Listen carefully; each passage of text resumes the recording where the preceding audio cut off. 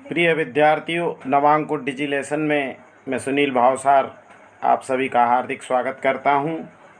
विद्यार्थियों, आज के डिजिलेसन में हम हिंदी विशिष्ट गद्य खंड के पाठ 4 गेहूं और गुलाब, जिसके लेखक राम वृक्ष बेनीपुरी का अध्ययन करेंगे। राम वृक्ष बेनीपुरी का जन्म जनवरी सन 1902 ईस्वी में बिहार के मुजफ्फरपुर ज़िले के बेनीपुर गांव में एक साधारण किसान परिवार में हुआ था। बचपन में ही आपके माता पिता का देहांत हो गया था। रामचरितमानस जैसे धार्मिक एवं साहित्यिक ग्रंथ के पठन पाठन से आप में साहित्य एवं काव्य के प्रति अभिरुचि उत्पन्न हुई। राम वृक्ष बेनीपुरी की प्रतिभा बहुमुखी है। इन्होंने गद्य की विभिन्न विधाओं जैसे कहानी, उपन्यास, नाटक, रेखाचित्र, संस्मरण, जीवनी, यात्रा वृत्तांत आदि को अपनाकर विपुल मात्रा में साहित्य सर्जना की है। एक विशिष्ट प्रकार की अलंकृत भाषा तथा भावुकता प्रधान शैली के कारण हिंदी गद्य के इतिहास में बेनीपुरी जी का अपना महत्वपूर्ण स्थान है। पाठ का सारांश। गेहूं और गुलाब एक विचारात्मक भाव प्रधान ललित निबंध है। गेहूं जहां मनुष्य की भूख एवं शारीरिक आवश्यकताओं का प्रतीक माना जाता है, तो गुलाब मनुष्य की मानसिक तृप्ति और सौंदर्य बोध का प्रतीक माना जाता है। मनुष्य को शरीर रक्षा के साथ साथ मानसिक तृप्ति की भी आवश्यकता होती है। गेहूं तक मानव और पशुओं में कोई अंतर नहीं होता। मानसिक वृत्तियों को तरजीह देने के कारण गुलाब मानव को पशु से इतर मानव बनाता है। जब तक मानव जीवन में गेहूं और गुलाब का संतुलन रहता है, मनुष्य सुखी और आनंदित होता है। यदि शारीरिक और मानसिक तृप्ति के लिए गुलाब को विलासिता, भ्रष्टाचार, गंदगी और गलीज का प्रतीक बनाया जाएगा, तो महाभारत जैसा सर्वनाश, महाविनाश होगा। आज मनुष्य शारीरिक आवश्यकताओं की पूर्ति करने वाले साधनों की प्रचुरता से प्रभावित हो रहा है। इससे बचने के लिए 2 उपाय हैं। पहला उपाय, लेखक कहते हैं, इंद्रियों का संयमन, और दूसरा वृत्तियों का उन्नयन, अर्थात स्वस्थ शरीर पर तृप्त मानस की प्रभुता। यहाँ गेहूं बनाम गुलाब को आपस में पूरक बनाने की आवश्यकता है। एक दिन आएगा जब गुलाब की रंगीन दुनिया आपका मन मोह लेगी। मानव मन और सुगंध में होगा। गुलाब की दुनिया स्वर्णिम लोक का आनंद देगी। हम निबंध के महत्वपूर्ण गद्यांशों की व्याख्या और उसके पश्चात प्रश्न उत्तरों का अवलोकन करेंगे। व्याख्या क्रमांक 1। मानव को मानव बनाया गुलाब ने। मानव तब बना जब उसने शरीर की आवश्यकताओं पर मानसिक वृत्तियों को तरजीह दी। संदर्भ। प्रस्तुत गद्यांश हमारी पाठ्यपुस्तक हिंदी विशिष्ट नवनीत के गेहूं और गुलाब निबंध से अवतरित किया गया है। इसके लेखक श्री राम वृक्ष बेनीपुरी हैं। प्रसंग। प्रस्तुत गद्यांश में लेखक कहते हैं कि शारीरिक आवश्यकताओं के स्थान पर मानसिक वृत्तियों को अधिक महत्व देने के कारण मानव पशुओं से श्रेष्ठ बना है। व्याख्या। मानसिक वृत्तियाँ यानी मन की भावनाएं, तरजीह माने महत्व। मानव को मानव बनाया गुलाब ने। यहाँ ये महत्वपूर्ण है कि गेहूँ तक और पशु और मानव में कोई अंतर नहीं है। यानी कि शारीरिक आवश्यकताओं की पूर्ति मनुष्यों को भी करनी पड़ती है और पशुओं को भी शारीरिक आवश्यकताओं की पूर्ति करनी पड़ती है। लेकिन मानव को मानवता का पाठ गुलाब ने पढ़ाया है।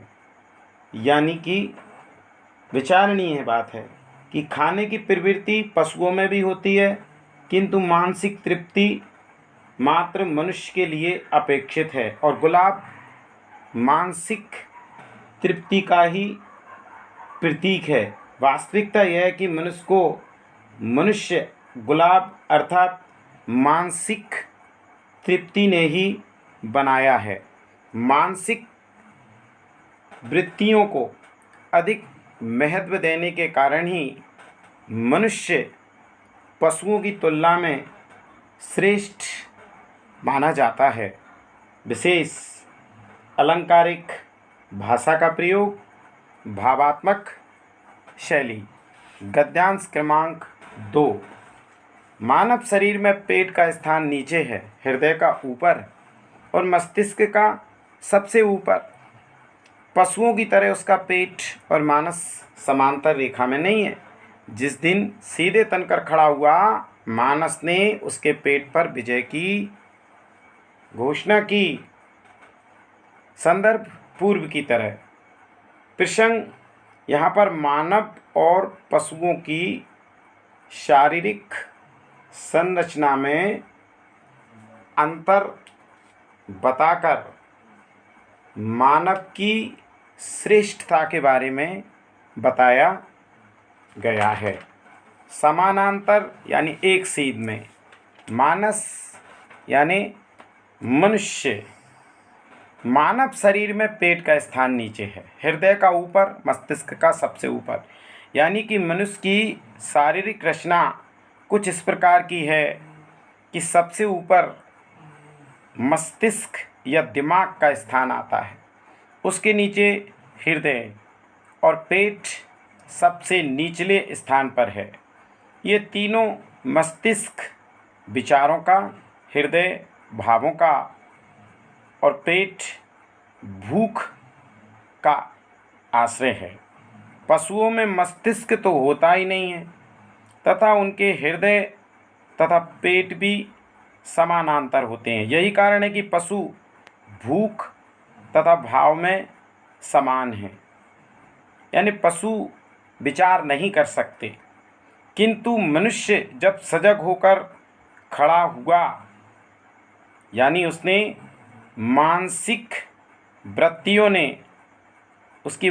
वृत्तियों ने शारीरिक आवश्यकताओं पर विजय प्राप्त कर ली और अपने आप को पशुओं से श्रेष्ठ साबित किया है।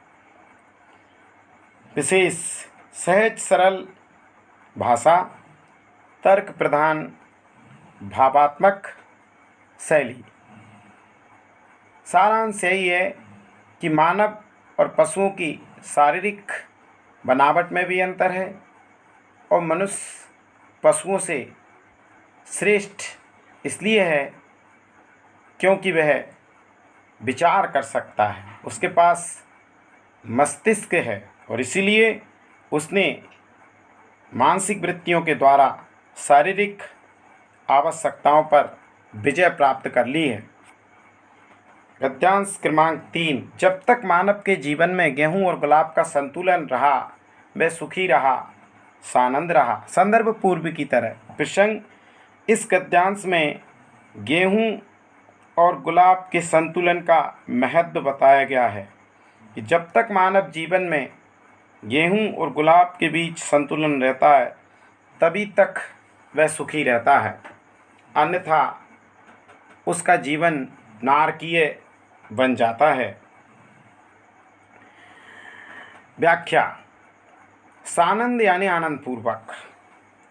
गेहूं से हमारे शरीर का पालन पोषण होता है और गुलाब से मन संतुष्ट होता है। गुलाब मानसिक तृप्ति का प्रतीक है और गेहूँ शारीरिक आवश्यकताओं का प्रतीक है।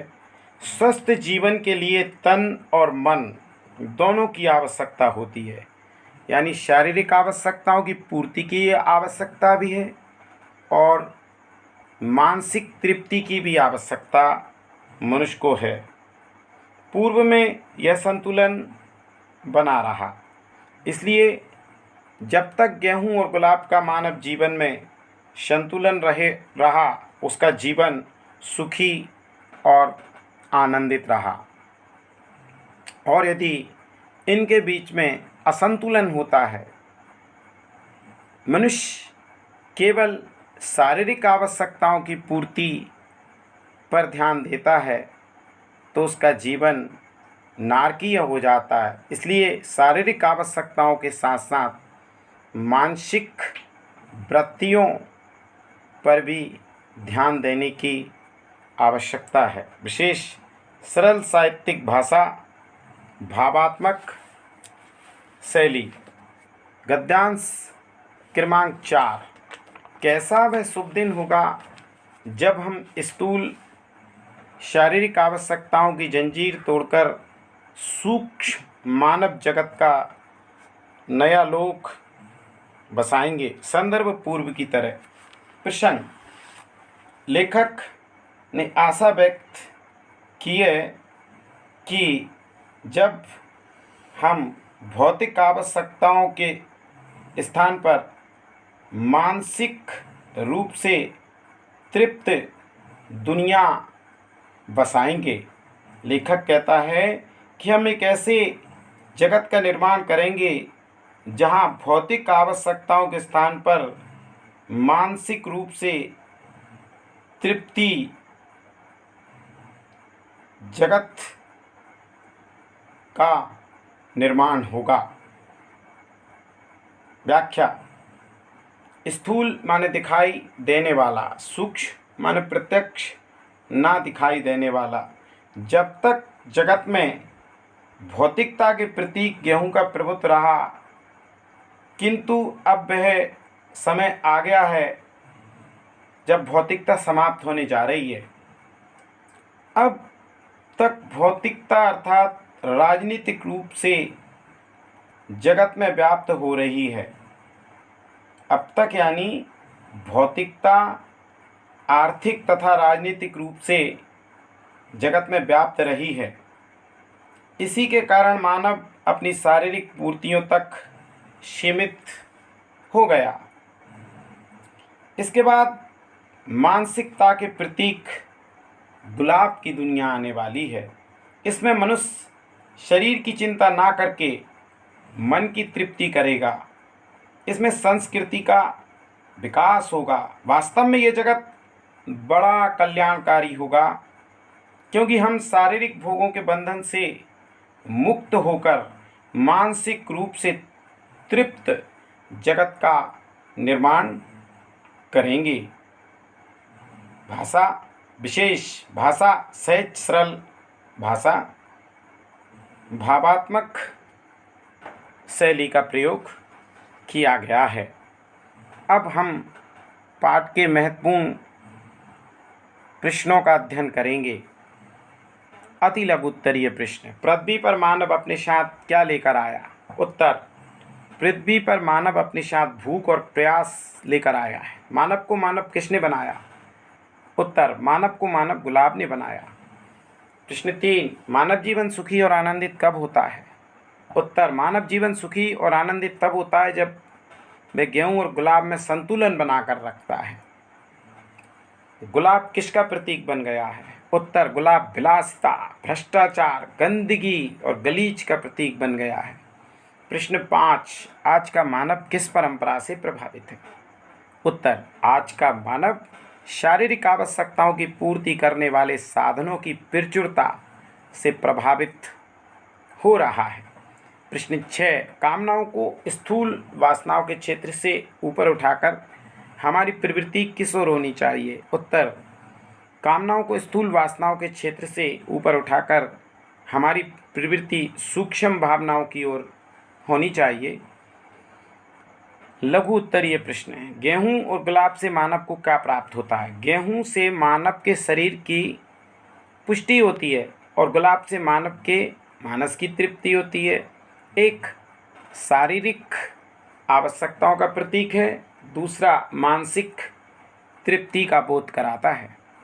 मनुष्य पशुओं से किस प्रकार भिन्न है? मनुष्य के शरीर में पेट का स्थान नीचे है और हृदय तथा मस्तिष्क ऊपर। पशुओं के शरीर में पेट और मानस समांतर रेखा में होते हैं, यानी पशुओं में मस्तिष्क का या विचारों का अभाव होता है। इस दृष्टि से मानव पशुओं से श्रेष्ठ है। प्रश्न क्रमांक 3, विज्ञान ने गेहूं के बारे में क्या बतलाया है? उत्तर, विज्ञान ने गेहूं के बारे में बताया है कि पृथ्वी और आकाश के कुछ तत्व एक विशेष प्रक्रिया से पौधों की बालियों में संग्रहित होकर गेहूं बन जाते हैं। प्रश्न 4, गेहूं और मानव शरीर का क्या संबंध है? उत्तर, गेहूं और मानव शरीर का आपस में घनिष्ठ संबंध है। गेहूं खाकर ही मानव अपनी चिर बुभुक्षा या भूख को शांत करता है। प्रश्न 5, वृत्तियों को वश में करने के लिए मनोविज्ञान के कौन से उपाय बताएं? उत्तर, वृत्तियों को वश में करने के लिए मनोविज्ञान ने 2 उपाय बताए। पहला, इंद्रियों का संयम, माने इंद्रियों को वश में करना, और वृत्तियों का उन्नयन, माने अपनी सोच या विचारों को ऊंचा उठाना। प्रश्न 6, लेखक के अनुसार शुभ दिन का स्वरूप कैसा होगा? उत्तर, लेखक कहते हैं वह दिन शुभ होगा जब हम स्थूल शारीरिक आवश्यकताओं की जंजीर तोड़कर सूक्ष्म मानव जगत के लिए नया लोक बसाएंगे, यानी मानसिक रूप से तृप्त जगत का निर्माण करेंगे, जहाँ ना कोई भूखा होगा और ना किसी को शारीरिक आवश्यकताओं की जंजीर में बंधा होगा। प्रश्न 1, दीर्घोत्तरीय, गेहूं और गुलाब में लेखक संतुलन स्थापित करना क्यों चाहते हैं? गेहूं और गुलाब में लेखक संतुलन स्थापित करना इसलिए चाहते हैं ताकि वे सुखी और आनंदित रहे। नंबर 2, वृत्तियों के उन्नयन का क्या आशय है? उत्तर, वृत्तियों के उन्नयन का आशय हम कामनाओं को स्थूल वासनाओं के क्षेत्र से ऊपर उठाकर सूक्ष्म भावनाओं की ओर प्रवृत्त कराएं। प्रश्न 3, उसके श्रम के साथ संगीत बंधा हुआ था और संगीत के साथ श्रम, इस पंक्ति का भाव विस्तार कीजिए। उत्तर, इस पंक्ति का भाव यह है कि जब तक मानव के जीवन में गेहूं और गुलाब का संतुलन रहा तब तक कमाता हुआ गाता था और गाता हुआ कमाता था। इस प्रकार श्रम और संगीत दोनों एक साथ मिले हुए थे। प्रश्न 4, निम्नलिखित अंश की सप्रसंग व्याख्या कीजिए। हम इस गद्यांश की पूर्व में भी व्याख्या कर चुके हैं, पुनः देखें। बेनीपुरी जी कहते हैं कि मानव और पशु की शारीरिक रचना में अंतर है। मानव की शारीरिक रचना में पेट का स्थान नीचे है, पेट के ऊपर हृदय का और हृदय के ऊपर मस्तिष्क का स्थान होता है। पशुओं के समान उसका पेट और मानस समांतर रेखा में नहीं है। जिस दिन मानव सीधा तनकर खड़ा हो गया उसी दिन मनुष्य ने या मनुष्य के मानस ने उसके पेट पर माने शारीरिक आवश्यकताओं पर विजय प्राप्त कर ली। प्रश्न 5, राम वृक्ष बेनीपुरी की भाषा शैली पर अपने विचार लिखिए। उत्तर, श्री राम वृक्ष बेनीपुरी जी ने अपने निबंधों में एक विशेष प्रकार की अलंकृत भाषा का प्रयोग किया है। आप भाषा के जादूगर कहे जाते हैं। आपकी भाषा में सूत्रात्मकता, एक सूत्र के रूप में आप अपनी किसी बात को कह देते हैं। आपकी शैली भावुकता प्रधान शैली है। भाषा में आपने शब्द चित्रों को अत्यंत सजीव बना दिया है। आपके निबंधों में विचारों की गंभीर अभिव्यक्ति देखने को मिलती है, साथ ही उसमें उपदेशात्मकता भी आ गई है। अतिरिक्त प्रश्न है, पाठ में आए हुए सामासिक शब्दों का विग्रह कर समास का नाम लिखिए। सौंदर्य बोध यानी सौंदर्य का बोध, षष्ठी तत्पुरुष समास। मन मोर यानी मन का मोर, षष्ठी तत्पुरुष समास। गृह युद्ध यानी ग्रह का युद्ध, षष्ठी तत्पुरुष समास। कीट पतंग, कीट और पतंग, द्वंद्व समास, इंद्रधनुष, इंद्र का धनुष, षष्ठी तत्पुरुष समास। प्रश्न क्रमांक 2, दिए गए शब्दों से वाक्य बनाइए। कच्चा, कुमार कच्चा घड़ा तैयार कर रहा है। शारीरिक, गेहूँ शारीरिक आवश्यकताओं की पूर्ति करता है। मानसिक, गुलाब मानसिक स्तर को व्यक्त करता है। भ्रष्टाचार, शारीरिक आवश्यकताओं की पूर्ति के लिए कभी कभी मानव भ्रष्टाचार की राह भी अपना लेता है। प्रश्न 3, एक शब्द या वाक्य में उत्तर दीजिए। गुलाब की दुनिया कैसी दुनिया है? उत्तर, रंगों की दुनिया है। गेहूँ आज किसका प्रतीक है? उत्तर, आर्थिक और राजनीतिक संपन्नता का। 3, मानव शरीर में पेट का स्थान कहाँ है? उत्तर, नीचे। उसका सांवला दिन में गाय चराता था। किसके लिए सांवला शब्द प्रयोग किया गया है? उत्तर, श्री कृष्ण के लिए। गुलाब आज किसका प्रतीक बन गया है? उत्तर, विलासता का, भ्रष्टाचार का, गंदगी का, गलीच का। आज के डिजी लेसन में इतना ही। अगले डिजी लेसन में पहली चूक पाठ की व्याख्या और प्रश्न उत्तरों के साथ एक बार पुनः उपस्थित होंगे। धन्यवाद।